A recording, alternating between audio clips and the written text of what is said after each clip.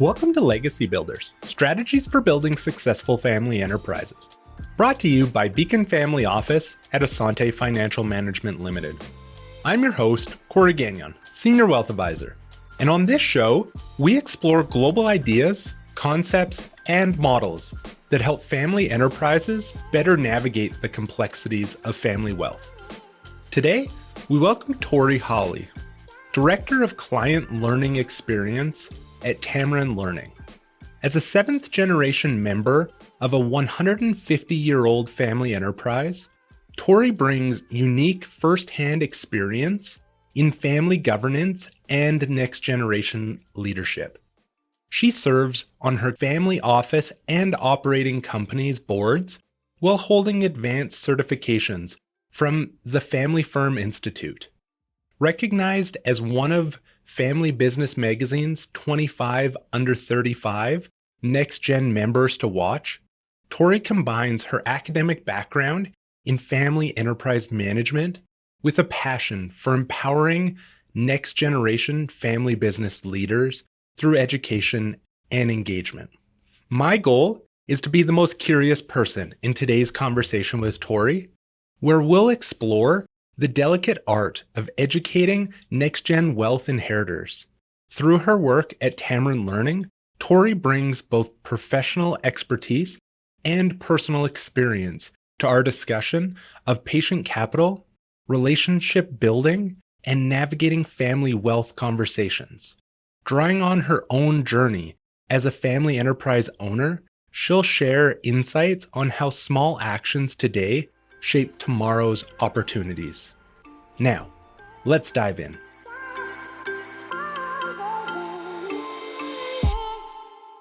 Welcome, Torri. We're excited to have you here today to share your wealth of knowledge and experiences with us. Let's dive in, shall we? Yeah, let's do it. Torri, imagine you're delivering the commencement speech to the graduating class of 2024, and you have the chance to inspire them with your story. How would you begin your speech to convey the incredible lessons and expertise that you've gained along your career? This is a really fun question, and I actually went back and listened to a couple of your other guests for a little inspiration. And my advice is threefold, and sort of how my career has played out. So first of all, don't underestimate the power of small connections. So this actually comes from Adam Grant's Give and Take. I read this in college, and I've really, really thought about it a lot since. So I want to make connections with people in the world, be good and kind and all of these things, and it comes back to you. So I will say this happened in my own career. I met Kirby probably close to 15 years ago. That's Kirby Rosplack, for those of you who don't know. Did not say a single word to her in that entire duration. And then one day she reached out to me, and here I am. So that's the first one. The second one is the power of doing things you don't want to do.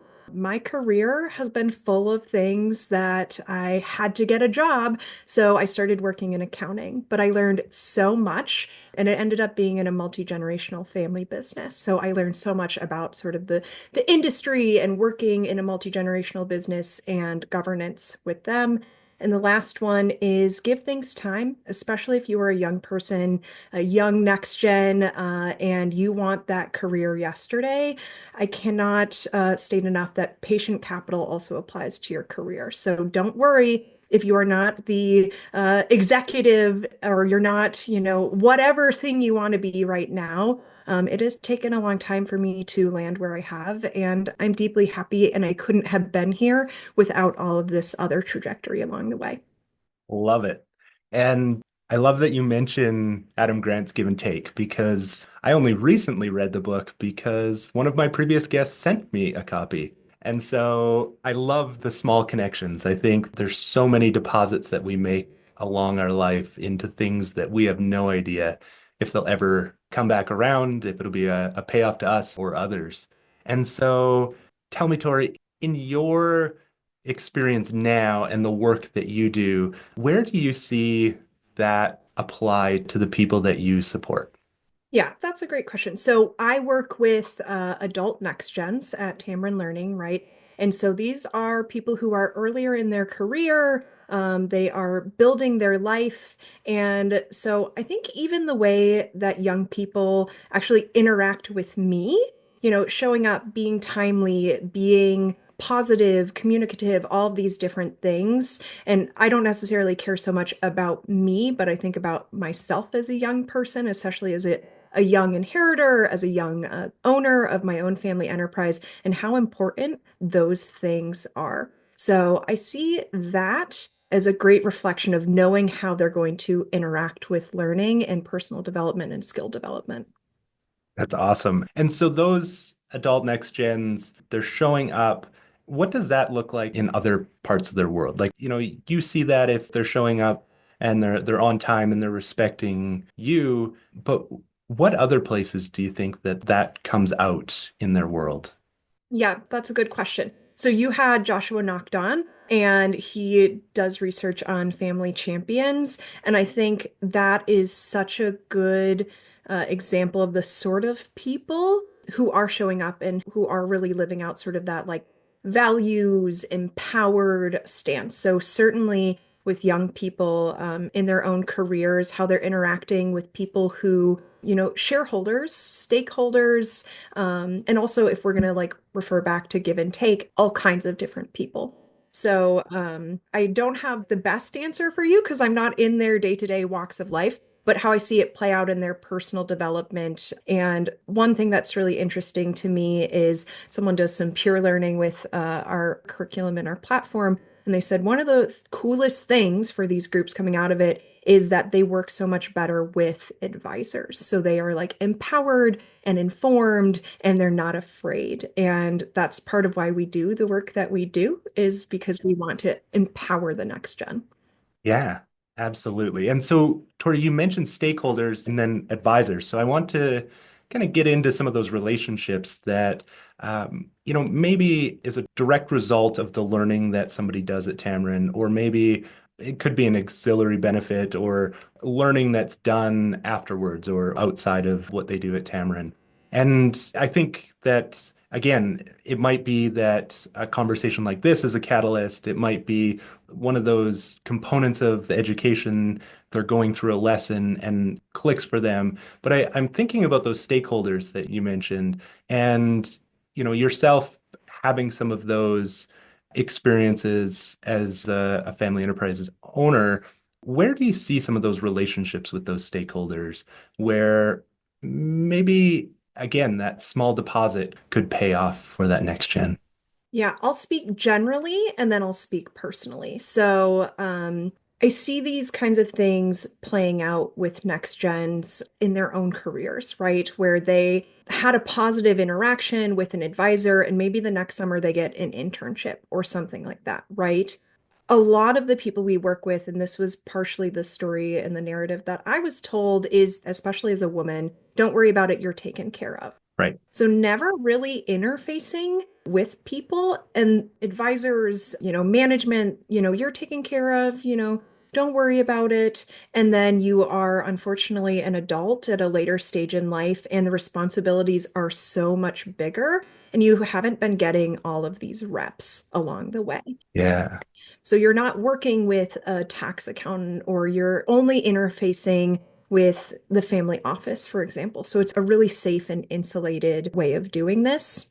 Something for me that if you are a parent with young adults in your life, one of the things that built this skill in me and my siblings was we were, despite the you're taken care of, we were always invited to board dinners and meeting with executive leadership from a young age. So I remember being 10 or 12 and sitting at a table with executives and important people, not ever being told that I couldn't have a voice at those tables. And so as a result, in some ways it's backfired because I had maybe like a little bit too much confidence.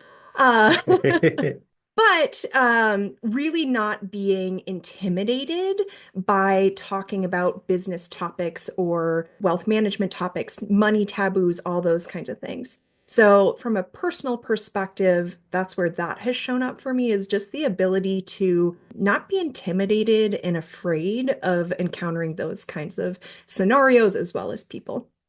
I love that. And just even the idea, you made the comment of becoming an adult and those responsibilities become harder. And those little things that parents can do, or grandparents, or advisors even, to suggest that rising gen, be it even in childhood, maybe not young childhood, but, those later years of practicing to become an adult in a safe environment can be so impactful. So, how do you see in other areas that, and you said that a lot of the work that you do is with adult next gens, but just helping people get those reps, understand some of the complexities of their wealth and the decisions that maybe have been made for them, but maybe they can be empowered to participate in some of that. How do you see some of those happening? Yeah. I'm actually going to go back to, I got a family enterprise degree at Stetson University, and sort of the head honcho at that program was Greg McCann. And he had developed the family enterprise program around really showing up as a young inheritor and a young family enterprise member in some pretty structured ways. So, for example, anytime that a guest speaker came to our classes, we were required to send them an email and say, "Thank you so much for coming. Here's one thing I learned, and here's how I'm going to apply it to my life." And like that's like kind of a parenting thing, but something that was really impactful to me. And now when I meet people out in the world, if I have a job interview, even if I don't get the job, right, I send a little email or a note, and I thank them. So that was one of the really cool things at the Stetson program.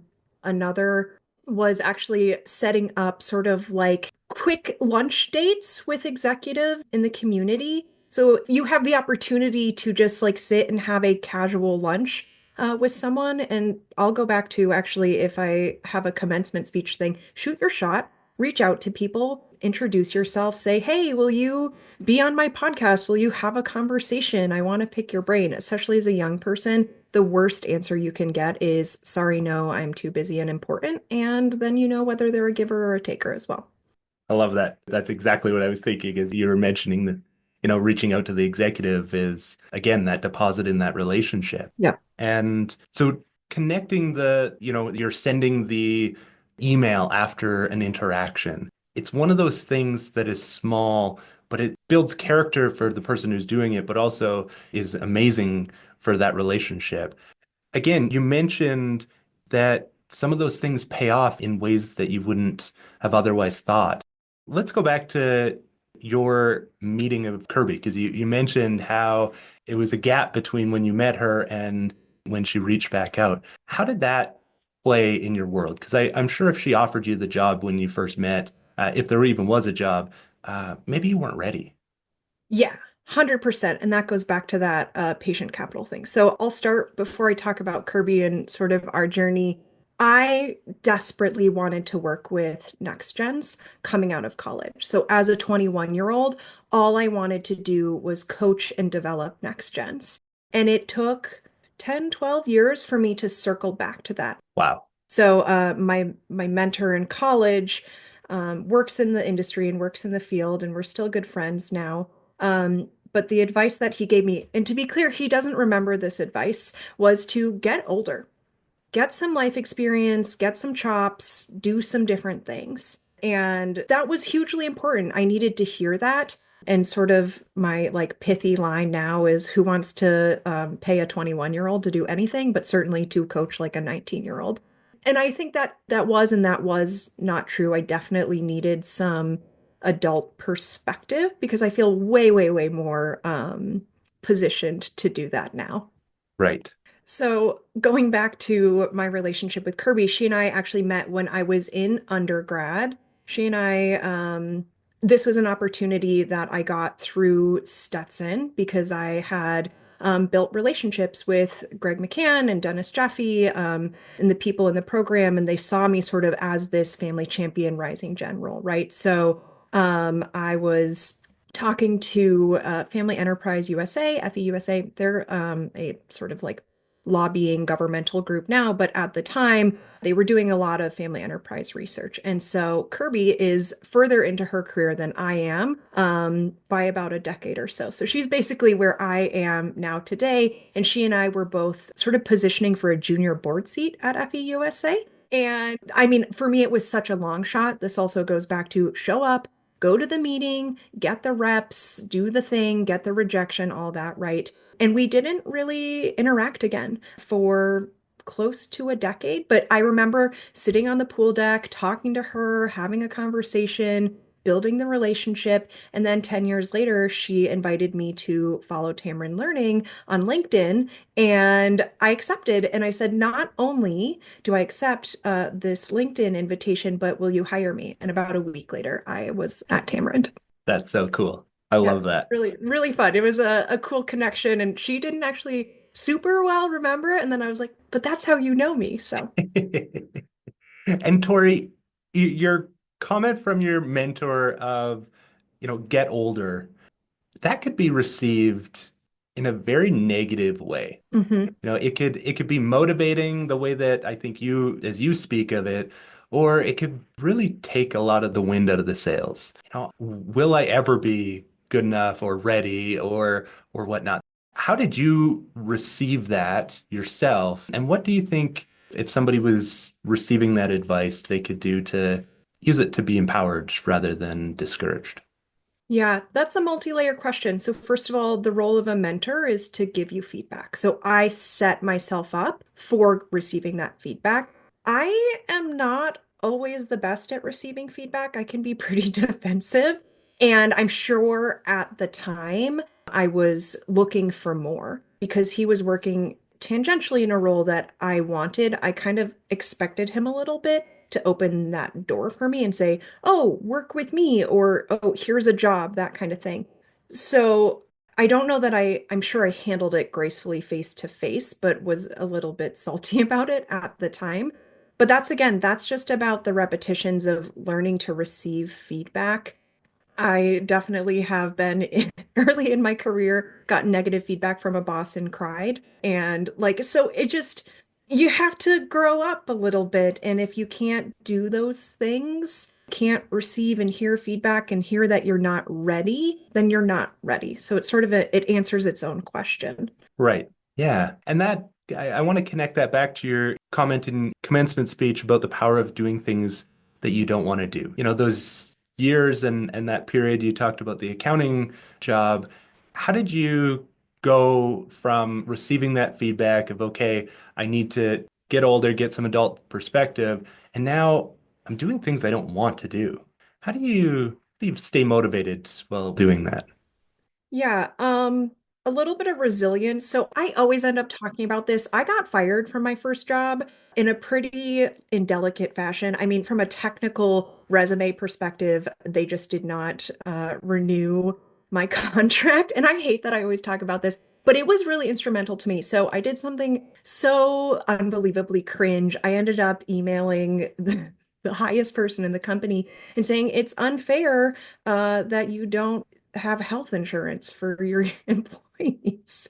And they were like, great. So if it's so unfair, why don't you just not work with us? And I was like, okay, great. And that's how I actually ended up in this other job working in accounting. And then in that same firm, I did IT and HR. I was a personal assistant. Like I did all these sort of different things. Along the way, it was all about hunger to grow, even if it was lateral growth. Right. And I really am a jack of many trades. And I had to get comfortable with this idea of who I wanted to be in my career, which was this coach and mentor to next gens, and the fact that I was doing IT because I was like pretty good at it, right? And taking the value that I could from working in this multi-gen business. So, get rejected really hard. I needed to fail in those ways. It was really important for me to open my mouth and be like, I've always been the top of my class. I have always been, this is going to sound horrible, like the smartest person in the room, and I needed to get swatted down really hard. I did not come out of that and be like, oh, I learned a lot. It took a while to sink in that, like, your opinion is not the most important thing. Sit on emails for 24 hours. Don't just don't send the risky text if it's going to get you fired.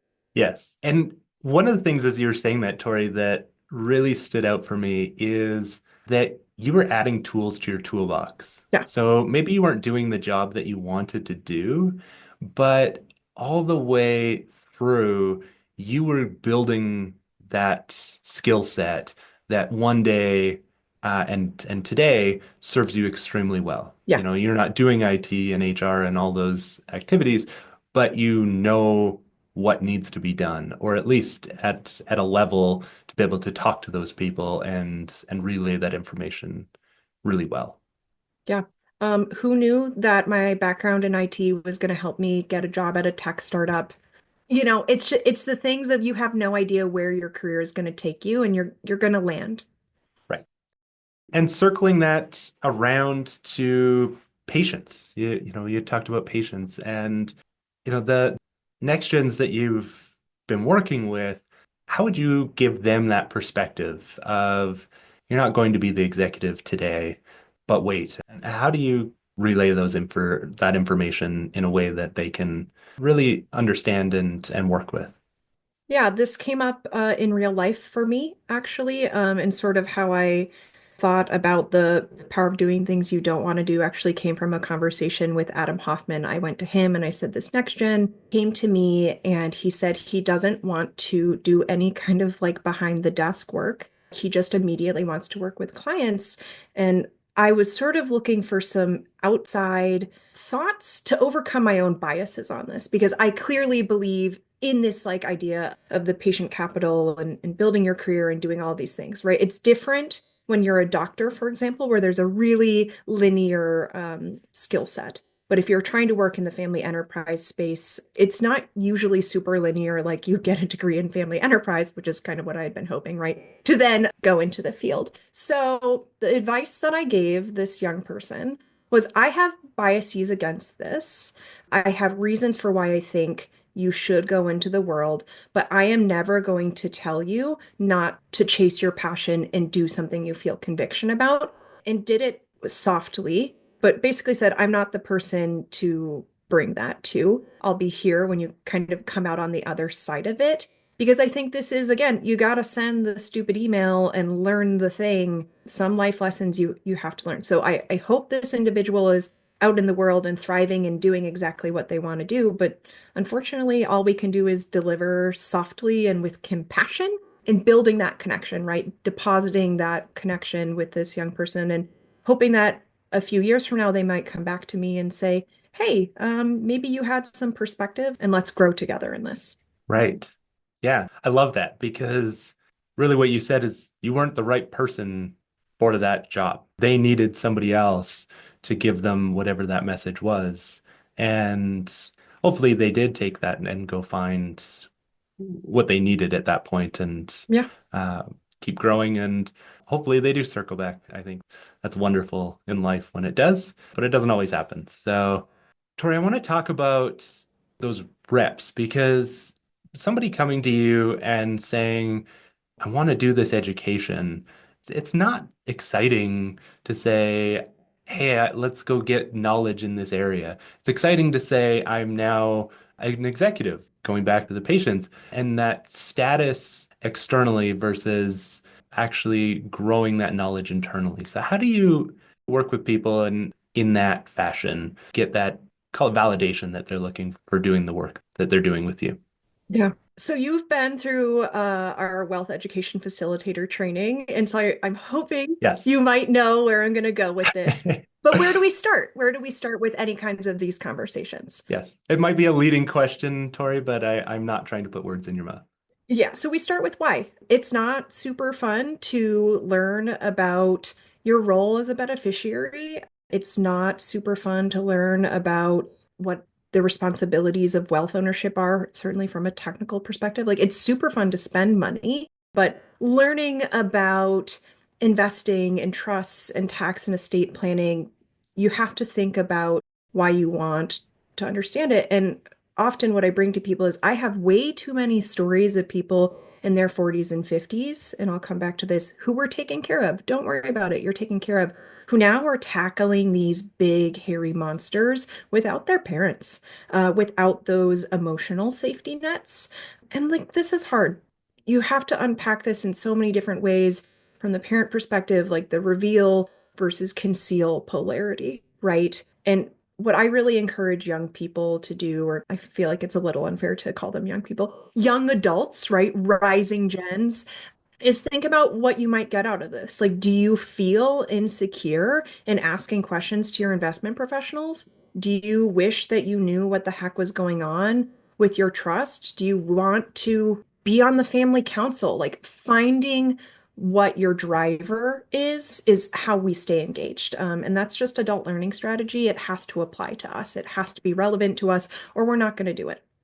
And not that we want to drive motivation with fear, but the person in their 40s or 50s who just lost their emotional safety net, how do we avoid that? Maybe we are that person sitting there thinking, wow, I am protected. You mentioned that the family office professionals, they just handle things, and mom and dad, they always taking care of what needs to be taken care of.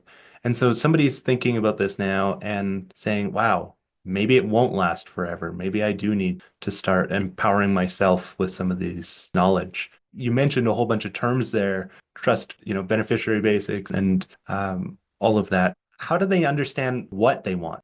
Maybe they don't have a family council, but they know that they want to be involved. How do they get there? Great question. Part of it is you don't know what you don't know, and that's totally okay, right? So, from the technical education perspective, I certainly have lots of resources which I'd be happy to share, right? But take stock of the relationships and the assets in your life. If you own a home, you probably have a mortgage person or a banker or that kind of thing.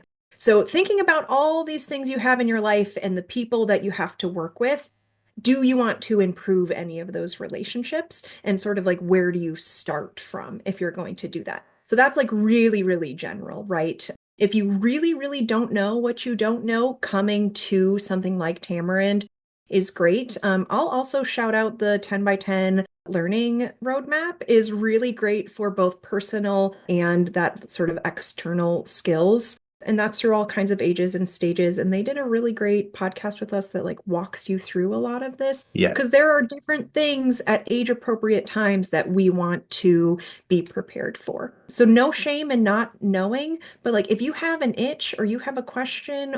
So personal example, I have gone through Tamarind's investing coursework. I have a trust that is invested, and I wanted to overhaul all of my investments to be more in line with my values. So first of all, I did a bunch of like personal research. I use, some of our collateral and our resources. But at the end of the day, I reached out to my investment person and said, "Hey, I don't know a ton about this. Can we just sit down and tell me the things that I don't know?" So if you're feeling activated in an area, don't be afraid to be stupid. That's actually my tagline. I don't know anything. The more I learn, the less I know. So don't be afraid to take stock, chase your curiosity, reach out to people. It's a lot. I feel like I gave people too much homework. That's awesome. And a whole bunch of stuff that we will link to because I think there is some great things there. And yes, that 10 by 10 learning roadmap, it really does give great holistic perspective on life and at different stages. And the way that they talk about is focusing on really that one thing that you can make the difference and improve on right now. So I think that's a great tool. Torri, I want to go back to the reveal versus conceal because I think that that plays into maybe it's a family coming to you and saying, we want to improve the knowledge of our next gen, or maybe our whole family wants to do this together. Where does that play in? Maybe they are planning the reveal. Maybe they're getting ready. They want to improve, get a base knowledge before they bring some of this information forward to the family. Yeah. Either end of the reveal or the conceal, you don't want to do, right? You don't want to withhold absolutely everything and shock them, and you don't want to share absolutely everything and drown them in information. So, actually, Tamarind's curriculum is a really nice incremental way to learn about your rights, responsibilities, and duties as a beneficiary. Right? And then you learn about the role of the trustee and how you're supposed to be interacting with them, like literally how to set meetings with them and that kind of thing. So, in terms of families coming to us and perhaps being a little bit afraid that they're going to tell our kids everything and they're going to ask questions, there's nothing in our curriculum that says you must know how much is in your trust and how much you're going to inherit and what distributions are going to be. Instead, we're really more focused around that like beneficiary responsibility, stewardship mindset, that kind of thing. Hopefully, preparing individuals and families to have that conversation in a graduated and conscious way. I will say, my mom came from reveal land, right? Where my grandfather did not share really anything with her. And we went the opposite direction, where my mom, basically, the day my grandfather passed, she inherited, she said, here's how much you're worth, here's how much you're going to get, here's your valuation, and just being like, okay, and then saying like, but don't turn around and buy a Lamborghini. And so we want to be like a lot more structured and thoughtful, and this really lays the groundwork for actually also setting degree of responsibility. If you can get through the Tamarind Learning curriculum, you can pass the exam, you can engage in the homework, you've really shown some credibility and some responsibility. So that's ways that we see it. And we have some families who say, nope, we're not going to touch any of this trust stuff. We're just going to start with financial literacy and investing, and we're only going to talk about that. So it's okay. You can take what you need for your family given the age and stage. Right. And so with that, where the beneficiary now is curious, Hmm. that empowerment of knowledge help. But there might be a point where family or maybe the trustee, maybe they're afraid of that. Yeah. And so have you seen situations where the family isn't on board? Maybe the beneficiary's really working and comes to you and says, I really want to do this, but I don't really have support of my family. Yeah, that's really tricky. I don't know that I have an example necessarily. So often the decision maker is the parent, grandparent, or trustee. So they're going to gatekeep it, unfortunately. I'm not saying that we haven't had any young individuals come to us and do this. We do have some people who have approached it in that way. But often they are in a position where they can make that investment. I will say a lot of trusts have provisions for education. And so that's one way to do it. And we're always on the Tamarind side, happy to have that conversation that we're not revealing anything. I really empower beneficiaries to ask questions, even if you have the entitlement label either way, frankly, right? You may as well ask questions and be engaged, so that no one can say you weren't. Absolutely. And I will make the plug that for our Canadian listeners, because we do have many Canadian, but we do have many American and global listeners, that the curriculum does cover Canadian content where it does need to be country specific. So that is amazing. Well, I now know so much about estate freezes, and that's really exciting for me. I love that. You can be an honorary tax lawyer in Canada. Sure, Adam will bring you on and teach Yes. you everything he knows. That's perfect. Torri, we're nearing the end of our conversation today, and there's a few questions that I ask each guest before we wrap up. Are you ready for the tough ones? I'm ready. Let's rapid fire. All right. What is one key strategy that you believe is most essential for building a successful family enterprise? I've been writing about this a lot myself about the responsibility of ownership and being a next gen, and that being an owner isn't just about shares. So I think the number one thing that we can do is be thoughtful about who is going to be a good multi-generational owner and worry about developing the right skills after the fact. So look at character, look at values, look at how they interact with the world. Are they empowered, engaged, asking questions? And then worry about whether they have the technical expertise as something that can be built. Love it. And what is one common challenge that you see family enterprises encountering when it comes to wealth transition and generational continuity? Yeah, the biggest thing that I run into and I see and I've experienced myself is how to cultivate engagement over generations. As families get bigger and they get further and further from the wealth creator and the legacy that they built, it can just kind of start to feel like a burden. So, how can we keep connected to our community? That's why my family does it, is because we really love the Sheboygan community and the people who live there, and we've been a part of that for a long time. So thinking about how do we foster a love of the company and what it means. I love that.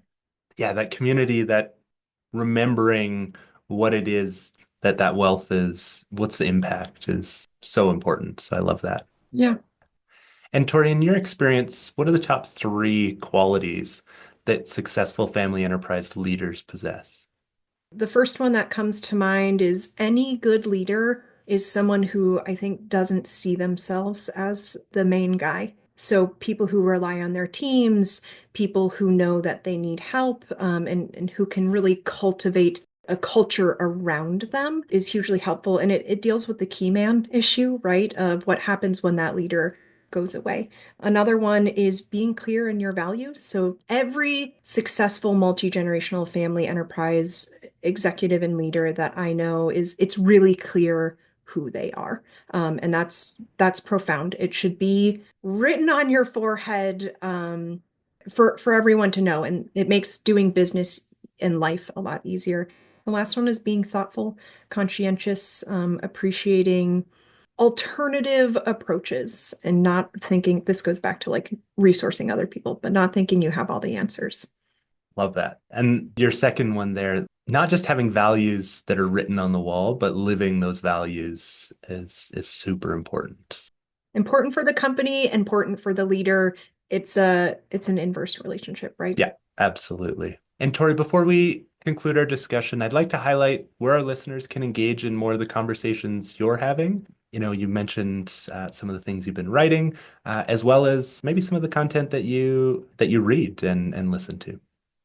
Yeah, definitely. So follow me on LinkedIn. I post about my dog, and that's a lot of fun. Also, follow us on Tamarind Learning. We really share a ton of fantastic resources that are outside of what we do. I'd actually highly recommend our newsletter. Once a month, we sort of curate 4 articles that are the like best and newest and coolest kind of research that is industry relevant. So those two things. I am getting my life together on starting a Substack. So see me out in the world at some point. I think it's going to be called Bad Beneficiary. So hopefully by the time this is out, I'm gonna have launched my initial series. And that's all on Doug Gray pushing me there. So I'll shout him out for saying you need to write, Tori. So yeah, otherwise check us out on tamarindlearning.com if you're in the US, tamarindlearning.ca if you are in Canada. And otherwise I'll see you on the internet. Sounds great. And I wanted to make sure that we covered everything today. Is there anything else that you'd like to share with our audience that we didn't get a chance to touch on? No, I'm just so grateful to be here. I will say you are actually a small connection that sort of has blossomed over time, right? You got interested in Tamarind, you were part of Tamarind's facilitator training, and we keep connecting and talking to one another. So I'm really excited to see where this relationship goes. Awesome. Well, thank you, Tori, for taking the time to share your stories, your experiences, and expertise with us. It's been incredibly valuable for me, and I know that our listeners will be grateful for your contribution to this episode. So thank you. Thanks so much for having me. As we wrap up this episode, we invite you to reflect on Tori's insights about the power of patience and small actions in building meaningful careers. Whether you are part of a family enterprise or provide consulting to them, remember Tori's advice. Don't be afraid to ask questions. Chase your curiosity and trust that your investments in relationships and knowledge will pay off, even if the path isn't clear today. Throughout our discussion, we explored the multifaceted nature of next generation development in family enterprises. We examined how small relationship deposits and embracing continuous learning can shape long-term success and the critical balance between patience and proactive engagement. We also discussed the power of structured education in building confident inheritors who can effectively engage with advisors, family members, and business stakeholders. These insights provide a practical framework for next-generation family members seeking to grow into their roles while building meaningful connections along their journey. For families seeking guidance on next-generation development, Torri Hawley brings a decade of experience working with enterprising families through Tamarind Learning's comprehensive curriculum and personalized approach. She helps next-generation family members build the knowledge and confidence needed for meaningful wealth stewardship and enterprise engagement. We've included her contact information and Tamarind's resources in our show notes to help you begin your journey toward empowered family enterprise leadership. Thank you for joining me, Corey Gagnon, your host of Legacy Builders Podcast. It's my personal passion to explore with you these topics related to family wealth. If you enjoyed today's episode, you can subscribe on Spotify, Apple Podcasts, or your preferred podcast platform. And don't forget to share this episode with family, friends, and colleagues who you care about. If you'd like to help support this show, you can do so by leaving a rating and review. If you have any questions about anything shared on today's episode, or have topics you'd like us to dive deeper into in future episodes, please let us know by emailing beaconfamilyoffice@asante.com. That's beaconfamilyoffice@assante.com. Legacy Builders, Strategies for Building Successful Family Enterprises is brought to you by Beacon Family Office at Asante. Are you worried about losing what you've created and seeking ways to transition your wealth across generations? Beacon Family Office at Asante supports our clients transition their wealth while maintaining relationships. If you'd like to access more content we've created, you can visit us at beaconfamilyoffice.com or for more details on our services and book an initial call. Thanks again for listening, and until next episode, stay intentional about building your legacy. This program was prepared by Corey Gagnon, who is a senior wealth advisor with Beacon Family Office at Asante Financial Management Limited. This is not an official program of Asante Financial Management, and the statements and opinions expressed during this podcast are not necessarily those of Asante Financial Management. This show is intended for general information only and may not apply to all listeners or investors. Please obtain professional financial advice or contact us at beaconfamilyoffice@asante.com or visit beaconfamilyoffice.com to discuss your particular circumstances prior to acting on the information presented.